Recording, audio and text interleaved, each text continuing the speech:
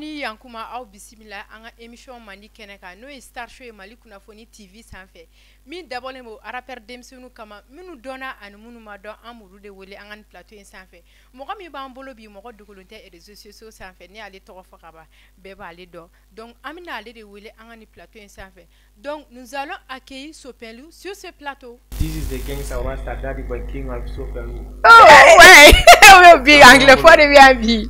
Donc na foli belebeleba. Mali kunnafoni TV mɔgɔ aw folen don. An lajɛbaga n'a lamɛnbagaw. Mali kɔnɔ Mali kɔ. Bɛɛ folen don. Bɛɛ i ka folikan lamɛn. O tɛ ninnu. I yɛrɛ folen don.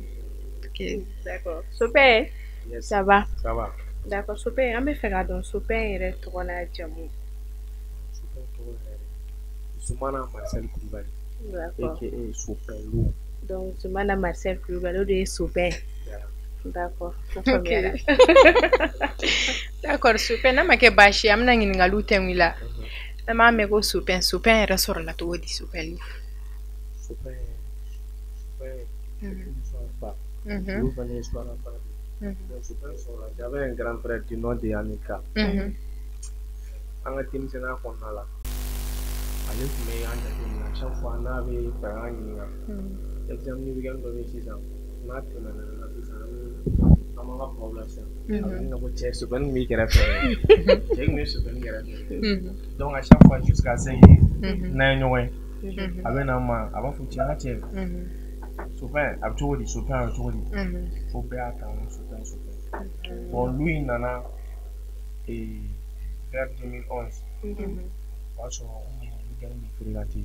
avec les mémos vieux ani melu ni lil memo lunu ani big boss o y'a sɔrɔ mom sugu sécurité quoi voilà bon après avec les études an kɛla ka o mouvement jɔ wa k'an consacrer étude la donc du coup ne tora ten mouvement jɔra o côté la donc d'où vient le mot Sopɛlu? Voilà. Ah non tɛ ne yɛrɛ y'a mɛn ko Sopɛn mais lu faralen kan n b'a dɔn ko nin tɔgɔ fila de a bɛɛ tɛ tɔgɔ kelen quoi.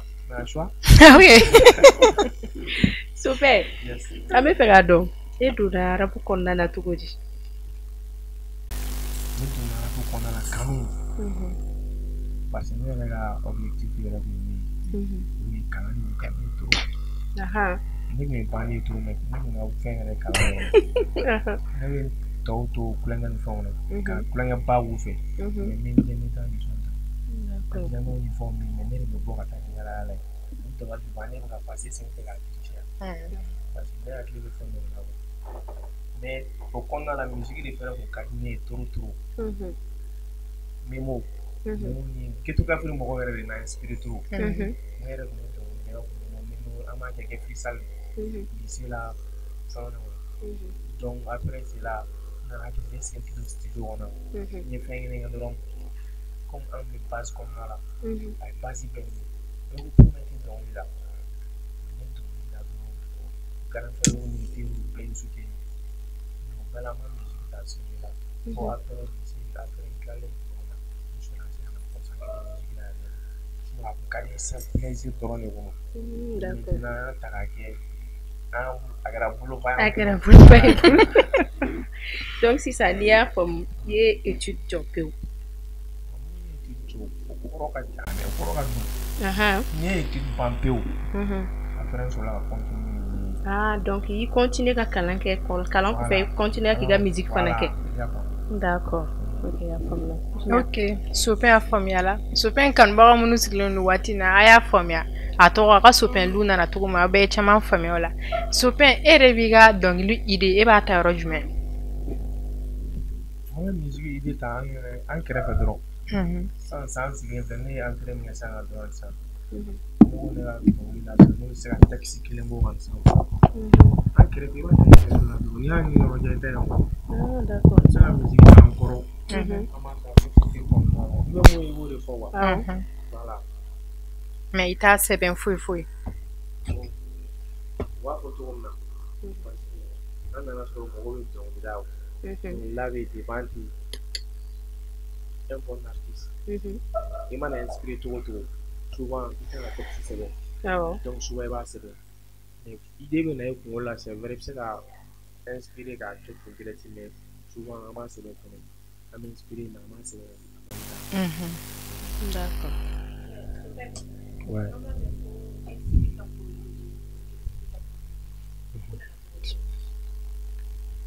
Bon, James a protégé.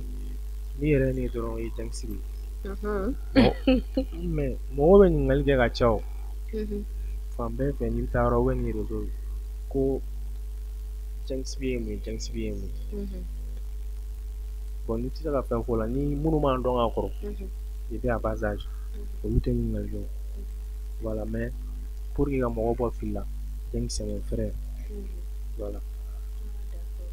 Frère yɛrɛ don parce que mais mɔgɔw b'a mɛn i ka réseau fɛnw na ko James bɛ ka protéger mais ni mɔgɔw ma k'a dɔn min don u tɛ se k'a dɔn. Voilà parce que ne ka James ye musique kɛ ale bɛ musique kɔnɔ a mɛnna bon an ta kun y'an de bɔla na bon ne bɛ ba kɔfɛ ale bɛ côté dɔ in na donc an bɛ ni congé tɛ ou bien weekend fɛ an tɛ ɲɔgɔn sɔrɔ an tɛ gɛrɛ ɲɔgɔn na mais maintenant an tilalen fɛn bɛɛ la ne nana gɛrɛ ale la yɛrɛ quoi du coup mɔgɔ caman y'an dɔn o cogo de la mais minnu m'an dɔn ka kɔrɔ sigida ni quartier kɔnɔna la olu b'a faamu se ka protéger parce que n kɔrɔkɛ don mais n ka idole fana don trop a bɛ se dɔnkili la tout la ka dɔnkili bɛ ne la inspiré ne ye dɔnkilida la n bɛ n sigi n bɛ mɛn fo ji bɛ ci ne la. D'accord.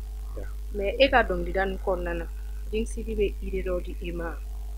Ne ka dɔnkili kɔnɔna la a tun b'a fɔ sisan ko bamananw bɛ fana fɔ ko n'i ye dɔnkili ta ka se i jeunes na ala b'i dɛmɛ ka se ɲɛ. A b'a tɔ lase. Voilà a ye kalan min na ne ka bosser trop depuis ba kɔfɛ a fana y'a essayé pourquoi n tɛ n ka idée fara nin ta kan pour que a ka fɛn dɔ kɛ donc ne ka jɛ ka baara kɛ cogo la ne ma ka baara kɛ cogo o cogo ne bɛna n ka baara présenter a la o tɛ musique kɔnɔna la o ye kɔrɔkɛya gasi ni fɛnw ye parce que n ka fɛn o fɛn bɛ kɛ n b'a bila sini sanfɛ quoi parce que grand frère de don musique kɔnɔ grand frère de don dans la famille aussi voilà donc a bɛ n diya trop a bɛ n bilasira n'o tɛ sinon ne kulo jalen don trop. Hali ni e b'a dɔn. O kuma ninnu bɛɛ la o idée nin kɔnɔna na an ma se k'a essayer k'a kɛ hali n'a kɛra featuring k'olu kɛ ɲɔgɔn fɛ yan a ka essayer a ka dɔnkili da ɲɔgɔn fɛ. Bon comme n bɛ se ka fɛn dɔ fɔ sisan nɔ ne ni James featuring de 2015 o y'a sɔrɔ hali si ma dɔn 2015 bon an bɔr'o la tuguni 2020 fana ye sɔn dɔrɔn mɔgɔw b'o sɔn na titre ye ko t'an na ye sisan mais a ma bɔ fɔlɔ a bilala sɔn o bilala a bilalen don mais mɔgɔw b'a dɔn k'a bilalen mɔgɔw b'a dɔn k'a bilalen don ko t'an na titre ye ko t'an na ye. Dila attends Sopin i ni James ye featuring kɛ 2015 est ce que mɔgɔw hakili lajigin a partir fitinin na quoi. A partir fitinin na. Awɔ voilà parce que anw m'o olu bɛɛ mɛn quoi voilà i bɛ a fitinin k'an ye quoi. Ok voilà. Bon wagati o classe ni fɛnw de tun bɛ yen. Awɔ i bɛ an bɛɛ tun ye rappeur de ye. Donc i b'a da dɔrɔn walasa i kanubagaw k'a dɔn i ye James bɛ ka projet mais o t'a bali fana aw featuring kɛ ɲɔgɔn fɛ quoi a mɔgɔw hakili lajigin a la quoi. Problème t'a la. Always all down nigga be favela. Oui, always all down nigga te favela. Nigga on est validé. Nigga on est validé. Nigga on est validé. Mr. James a fouillé. Ils sont référents. Bon, ni mɔgɔ fɛn fɛn sɔnna i b'a dɔn direct la quoi. D'accord. O ɲɛna. Super. E ka dɔnkili kɔnɔna la i ma degun sɔrɔ a la i ka somɔgɔw fɛnw fɛ parce que dɔw bɛ yen u bɛ don arabu la a tɛ diya u somɔgɔw ye dɔw fana bɛ yen a bɛ diya u somɔgɔw ye est ce que e ye degun sɔrɔ i ta la. Bon a kɛra musique a kɛra fɛn wɛrɛ ye mɔgɔ i bɛ degun sɔrɔ fɛn o fɛn k'a ka di ye k'i y'a kanu seri i bɛ degun sɔrɔ a la côté dɔ la. Bon ne ka famille yɛrɛ la ne ye degunba de sɔrɔ. Ouais, parce que ne ye dɔnkili da ka san n y'a f'i ye cogo min na depuis 2012 11-12 ninnu na lycée kɔnɔna la ne ye musique o y'a sɔrɔ ne parents ma kɛ misiri yɛrɛ u bolo parce que olu bɛ ne dɔn ne bɛ min kalan de kɛ donc hali n'a taara fɔ i den rappeur a kɛra tan o ma kɛ koba ye quoi donc o de ne sauvé parce que ne kalan kɛ malgré la musique ne ka étude ma tila ne la u ma da la de u ma da la en plus fana a fɔr'u ɲɛna ko ne b'o kɛ u tila kana fɔ même si ne b'a kɛ de toute façon a bɛ ka kalan kɛ l'extérieur ka kuma hali ni ne bɛ rasa bila a bila kuma mɔgɔw bɛ na village la i b'a dɔn olu n'an ka siyanw tɛ kelen i ti den a bɛ taa a b'a fɔ de toute façon a bɛ kalan kɛ bon a ɲɛ b'a la n tɛ k'a desi quoi donc a sɔn an ye n ye kalan kɛ défaut ma ye n ka kalan côté la n ye musique fana kɛ fo ka na kɛ a nana bɔ kow kalama yɛrɛ yɛrɛ a nana jɔ wagati dɔ la i fa tɛ dɔnkilidala ye i ba tɛ dɔnkilidala ye i fa tɛ jeli ye i ba tɛ jeli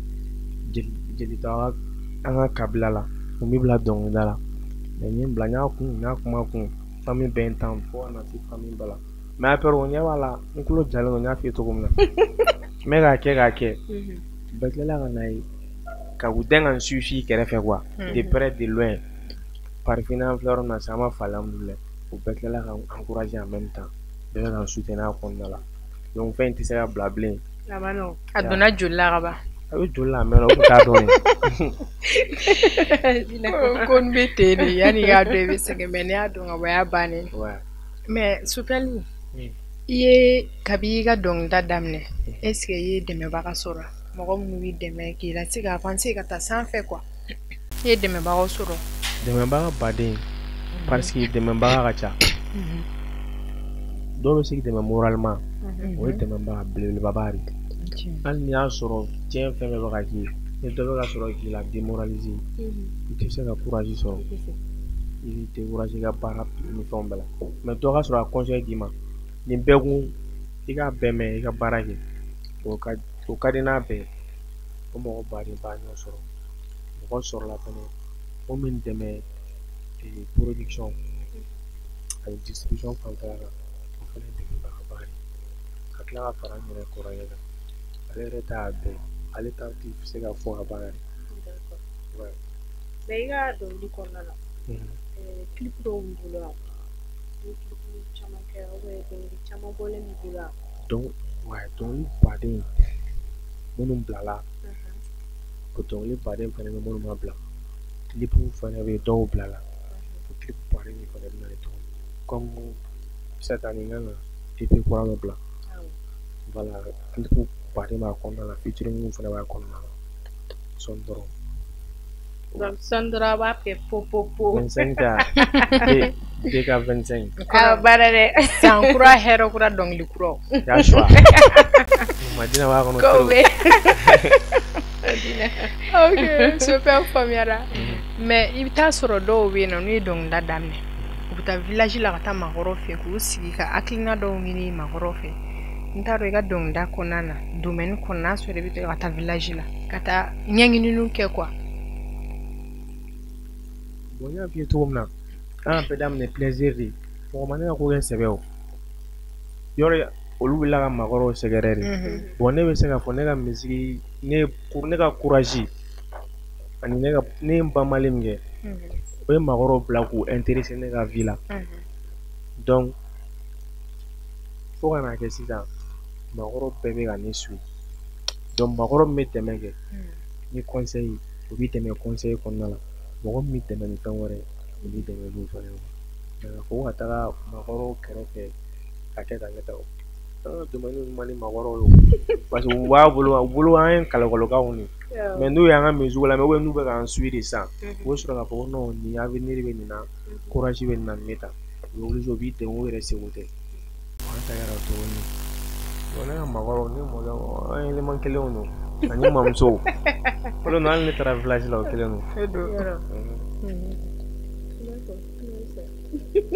d'accord super ka kuma mɛnna Sobɛ sisan an bɛ fɛ ka i ni Jintigi ye fitinin min kɛ n bɛ fɛ k'o dɔnkili kalan halisa mɔgɔ minnu tɛ a Sopɛn dɔn halisa u ka Sopɛn dɔn quoi voilà an ye morceau filanan bila parce que fɔlɔ y'a sɔrɔ an bɛɛ bɛ k'a kɛ ten dɔrɔn ko misiri yɛrɛ ok mais ko t'an na ye a bɛ se k'o k'a la parce que mɔgɔ caman y'o lamɛn yɛrɛ yɛrɛ d'accord ko Jije ka ko t'an na k'a la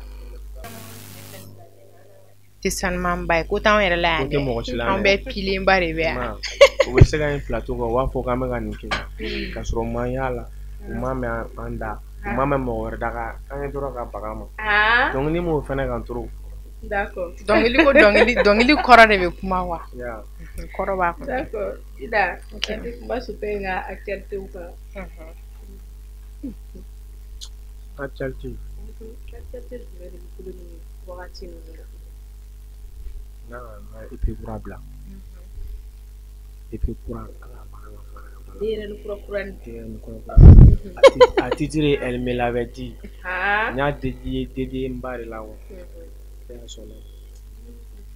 Qu'est-ce qu'on a mis de poser un peu? Parce que à fois maintenant ne da c'est vrai. Bɛɛ ka sɛbɛn wari ka di ba ye. Mais ni ba ɲɛ b'a la den bɛ ka baara kɛ ni côté min a bɛ encouragé o la. Donc a ye fɛ dɔrɔn ko a bɛ se ka kɛ a kɛra n ɲɛna a bɛ se ka kɛ a tɛ kɛ n ɲɛna. I b'i ye quoi. Donc ni ne fana tɛ dangaden ne fana bɛ sɛbɛn kɛ ka ye. O ye tiɲɛ. Ne bɛ baw ma est ce que ne ka n ka baw ma. I man ka baw ma. Bamananw ka kuma ko ni den tiɲɛna i kelen de mais n'a ɲɛna aw bɛɛ a bɛ ten tɔ de. Donc a y'o kuma min fɔ o de ne bɛ taa n'o ne bɛ wuli n'o de quoi. Donc n bɛ n to sɔgɔ la n bɛ wuli n bɛ miiri la elle me l'avait dit n'o ye EP titre ye quoi. Voilà. O kɔrɔ a ye ni e sopɛn yɛrɛ bɛ ka saliya ne miirili ba la dusu tɔ bɛ don i kɔnɔ. Dusu bɛ don i y'a faamu yɛrɛ. Ala ka bɛɛ an tɔw baw mɛn an kɔrɔ. Voilà minnu ba tɛ Ala ka ɲinɛ o bɛɛ la. Minnu ba bɛ ka si ni kɛnɛya d'u ma n'u fa. Amina yarabi. Mɔgɔ tɛ kɛ fosi ye. I dara o ye tiɲɛ mɛnɛ. Donc o kɛlen don. Anw filɛ e tɛ ne yɛrɛ la. J'ai l'air innocent. Non. Non. Non a bɛ se k'o fɔ sinon ne taara duba ta sa mɔgɔkɔrɔbaw bɛ yen. N'o ne fɔ ne jɔn ka den masumalen ne nin ka ɲi. O tɛ diyagoya ye o duba ye o. Mais o ye ne kɛcogo don mais ne nana sa hali ni ne ye n fari faga a b'a fɔ ko ne ye bandi. O ye diyagoya. An b'o fɔ kɛ. Mais donc k'a sɔrɔ a ma bɔ i bandiya ko kalama. Voilà. Donc an tɛ ko fɔ quoi. An bɛ ko de kɛ. A tɛ fɔ a bɛ kɛ yan de. I y'a suwa. Pépé. I ka arabu kɔnɔna na. N b'a dɔn kɛlɛ tɛmɛna i ni arabu denmisɛnnin cɛ ou bien Ala kan bi ni dɔw cɛ wa? Kɔrɔkɛ fara dɔgɔnin kan. Dɔnni fara dɔnbali kan. Ni mɔgɔ tɛ kɛlɛ. I bɛ se k'a kɛ ne la de. Ne bɛ dimi a yɔrɔnin na mais a banna. Tɛ dimi yɛrɛ. Rancune zoro fana parce que dɔw bɛ o tɛ dimi mais rancune bɛ yen. Non ne tɛ rancune tɛ ne la ne bɛ se ka dimi yɛrɛ n m'a fɔ n dimi yɔrɔ la n m'a fɔ a bɛ kɛ tan a bɛ kɛ tan mais après an bɛ ɲɔgɔn mɛn yɛlɛ yɛrɛ. I bɛ se ka ne fɛn mais ne b'i lajɛ ou bien problème dɔ b'i la i bɛ ne kɛlɛ ne b'i lajɛ ne b'i kasi mais ni ne nana ne b'a fɔ ko o mɔgɔ o sigi o mɔgɔ bɛ yan a tigi y'i tɔɔrɔ mais e yɛrɛ filɛ tɔɔrɔ b'e kan e b'a tila k'a tigi minɛ a mɔgɔ bɛ yen mais a bɛ compter. I bɛ taa sɔrɔ a y'a daminɛ hali sisan a mago bɛ dɛmɛbagaw la minnu bɛ se k'a dɛmɛ halisa est ce que i mago b'olu dɔw la wa? E b'a question posé a b'a fɔ kɔngɔtɔ ma i ye dumuni d'a ma bi a tila fɔ ko sini e mago bɛ dumuni wɛrɛ la a bɛ mun f'i ye. Mago b'a la. Bi t'a sɔrɔ la o ye alihamudulilayi. Sini bɛ Ala bolo. O bɛ Ala bolo mais c'est pas garanti ko banabagatɔ ma da Ala la. Donc ouais n mago bɛ dɛmɛbaga baden la i n'a fɔ n y'a f'i ye cogo min na niveau production ani niveau distribution o de ka gɛlɛn artiste ma. Artiste baden ba de bɛ yen a dɔnnen don u bɛ se dɔnkilida la trop talentueux baden mais dɛmɛbaga t'u la u tɛ se ka son yɛrɛ produit yɛrɛ u bɛ taa studio la u bɛ lamisɛnya alors que n'u bɛ son dɔ bɔ sisan u bɛ se ka k'u ka fɛn bon son baden de fana bɛ mun bɔlen don mais a ma se ka diɲɛ lasɔrɔ o distribution fanfɛla ye a mago b'o fana la o kɔfɛ n'i ye baara kɛ o tɔw ye la. Mais sopin après arabu bɛ baara wɛrɛ kɛ mun tɛ arabu ya.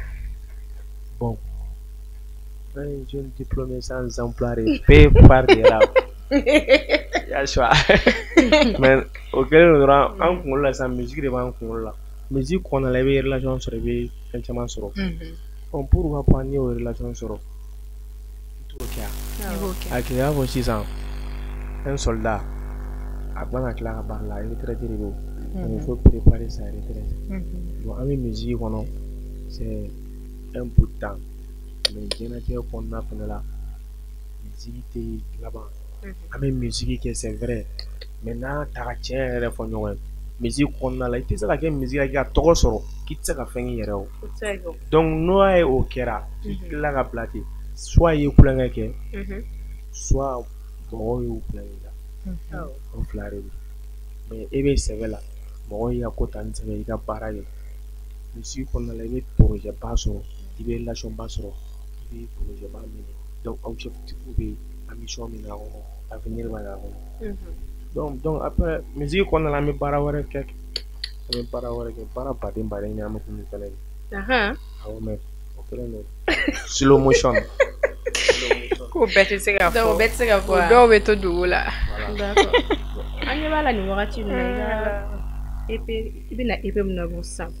dɔnkili dɔ b'a la ko Jaloux donc i bɛ fɛ ka ale de bɔ ka cari sisan denyɛrɛni kuranin donc i bɛ a fitinin k'a la a lamɛn a fitinin k'a la t'a la n tɛ se k'a lamɛn an bɛ fɛ k'a da sisan fitinin avant que an ka musique k'a la k'a clôturer n bɛna deuxième partie la fɔ u ta ɲalen fɛ senkɔrɔ jugu tigɛ kosi ɲalen fɛ a ta jugu y'a dɔn kanuɲɛbali tɛ kanu jugu y'a dɔn n'a ma b'i kɔfɛ cɛ kaba fereke ɲagami na dɛsɛra i nɔ min gate bɛɛ dɔ fɔ ne ma u y'a bɛɛ kɛ ne la si ma fɛn bɔ ne la sitankɔrɔ bɔ ne ɲɛ sira la fali bɛ yɛlɛ la Elisa togo la kule ye i bɛ ɲini kana wulu ko sara la cɛ i fara ne la wa i batara de i bɛ ɲini kana jɔ fili sira la i t'i yɛrɛ lajɛ wa i pɛntirile e laban bɛ jɔ fili yan sira la voilà o dɔɔni fɔ o côté na tiɲɛ yɛrɛ la u bɛ jɔ caman fili mɛnɛ jɔ caman fili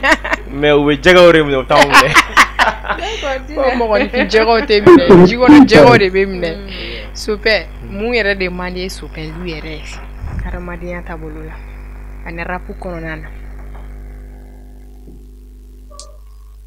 question jaabi y'a gɛlɛma dɔɔni trop an bɛ fɛ k'a jaabi n'a ka gɛlɛn ma i b'i forcer dɔɔni ni ko mun man di ne yɛrɛ jigilatigɛ o kɔnɔna na nkalon tigɛ quoi parce que ne jigila bɛ tigɛ nkalon de tigɛra fɛn dɔ fɔr'i ye a ma kɛ a ma bɔ a sira fɛ donc nkalon tigɛ man di ne ye ɲɛnɛmaya yɛrɛ la nkalontigɛ yɛrɛ man ɲi voilà mɔgɔ bɛ mɔgɔ jigilatigɛ parce que i y'a faamu ne filɛ n'i ye fɛn dɔ fɔ ne ye sisan mɔgɔ bɛɛ bɛ se ka fɛ sisan a daminɛ nin bɛ tan tɔ ni kuma ne fɛ i bɛ ne kɛrɛfɛ i b'a fɔ ne fɛ ne b'a to i t'a la ne bɛ sɔn i ta ye bon ne bɛ n jigi bɛ de ta ka da i kan hali ni mɔgɔ dɔw bɛ ma fana da la a bɛ ta olu b'a dɔn ka tɛmɛ ne kan mais o bɛɛ la ne bɛ da o tigila mɔgɔ la ne t'o lamɛn mais n'o fana kɛla k'a kɛ faux pas ye dun donc a y'i kɔ k'a yɛrɛ yɛrɛ de bɛ ne faga trop Joyi Sopɛ don n'a nata la i bɛ fɛ n'a sɔrɔ dɔnkilida la i ka idole tun ye dɔ ye dɔnkilida la i ŋaniya la i bɛ fɛ i n'a tigi ka featuring kɛ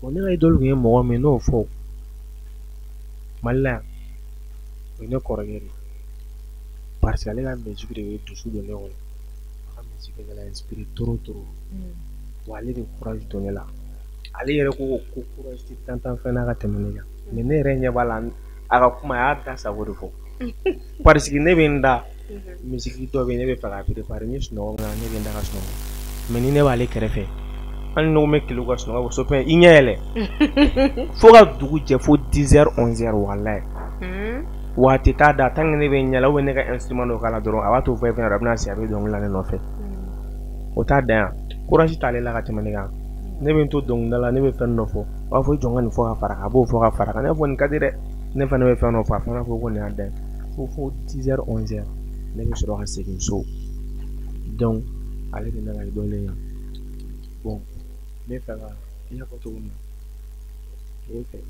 kan fɛnɛ filɛ Wiz Khalifa ouais Jean Khalifa donc an bɛ fɛ ka yɛlɛn trop musique na limité yan a ka yɛlɛn fo diɲɛ a ka lamini bɛɛ sɔrɔ an ka avancer ɲɛfɛ kanu fana ye kelen de ye kanu ye fɛn faga ma jufa i y'a faamu parce que dɔw bɛ yen a bɛ mɔgɔ kanu bi sini k'a bila donc n'aw ta ma kɛ o ye an bɛ ala deli halisa ka aw nafala mɔgɔ ko ninnu na ka taa halisa ala y'o dugawu minɛ d'accord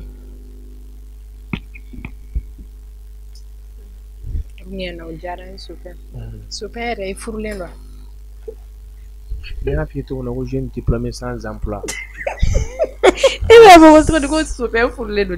Il y a maintenant jeune diplômé sans emploi, aux jeunes qu'elle diplômé sans femme. Mais super, Banedo, ah oui. Bante. Comme vous créez un four la date pour ça quoi. Ni moi qui il jate cheba la on le on. Sinon muso musique de. Wa musique de ni agli la. Musique rere de kanini. Babsa ye mo do be soro. Candidat do be soro. Ai, candidat pour le pouvoir. Yo ya gli na. Donc no soro no fa ma fo janga ta fa on me musique ko ni la. Ibe ke muso flanga. Ah, oui. E ba vro candidat, e ba ran candidat be super pour la l'air là. Ai, amba ambe mi ni super beso e ka akaje shaka bara marika no wala ko sebe apa. Yoro. Fana echi. Bana. Ko ni be bara la ko iga muso go sembwala. Ni bara yere nyana tro. Pe madina ni wa fla farayo ya vale. Ake so wasna kele ga. Ah, ni on fla fara ngo dugele ngo ese ta dong da rere la. D'accord. Parce que ton pied mon pied de. Kele do. E ko anga mission ma sa ko chero ma. Super, ami sradima iga fuli kan laban iga lase ikan bawma. Wati na munu siglenu ki fle maliku na funi TV sanfɛ.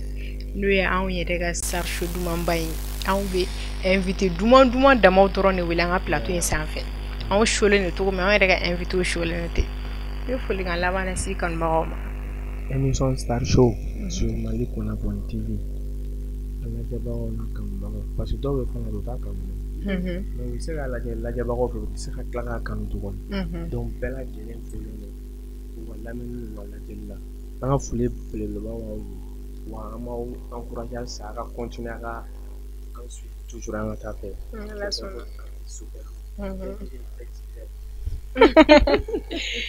I bɛ se k'i ka numéro bila i kanubaga minnu mɔgɔ bila u bɛ se k'i lasɔrɔ numéro min na. Voilà. Donc ça c'est le 78 94 84 70 20 70 20 78 78 94 94 70 20 70 20. Ayiwa Supin kanubagaw aw minnu sigilen don k'an lajɛ Supin numéro min fɔ sisan u bɛ se ka Supin lasɔrɔ a la mais nɛni t'a la fani t'a la bani t'a la u bɛ se ka wele kɔni Supin ka d'an ye a banna. O tɛ sɔn parce que a gulonnen bɛ sanfɛ. A gulonnen don sanfɛ quoi. K'an ka numéro ta k'an nɛni la an k'o bɔ a la i bɛ se ka wele k'a fɔ ayi ka d'an ye donc o fana bɛɛ bɛ se ka kɛ Miss. Ayiwa an ka émission sera a cɛ wagati ma i fana bɛ se k'i ka foli kɛ i kanubagaw ye. D'accord, folikan laban bɛ an bolo o de ye k'a fɔ an kanubagaw ye Sɛngɛbali ɲinɛbaliw halisa u ka to k'an lamɛn k'an suit Mali Kunnafoni TV sanfɛ YouTube la. Émission in bɛ kɛ chaque vendredi samedi aw b'a sɔrɔ k'a lajɛ inchallah. Artiste min tun b'an bolo n'o ye Supin an b'a yɛrɛ fo a ka déplacement na. Merci Supin. Supin kanubagaw a ye taa abonné ka caya Supin ka page la. Page TikTok la ani page YouTube la a ka commentaire farmanw bila mais commentaire négatif an t'olu fɛ dɛ u b'a partager ka caya dɛ parce que partage de bɛ partage baden kɛ ok donc ni kun ye Sarsho ye ni vendredi in na donc an bɛ foli lase aw bɛɛ lajɛlen ma Mali kɔnɔ ani Mali kɔkan aw minnu sigilen don k'an filɛ nin wagati in na an bɛ foli belebeleba lase aw ma na aw tɛ anw tɛ kɛ foyi ye aw de b'aw sigi k'an ka émission in filɛ ka courage don anw na hali bi an b'aw fo aw ka timinandiya la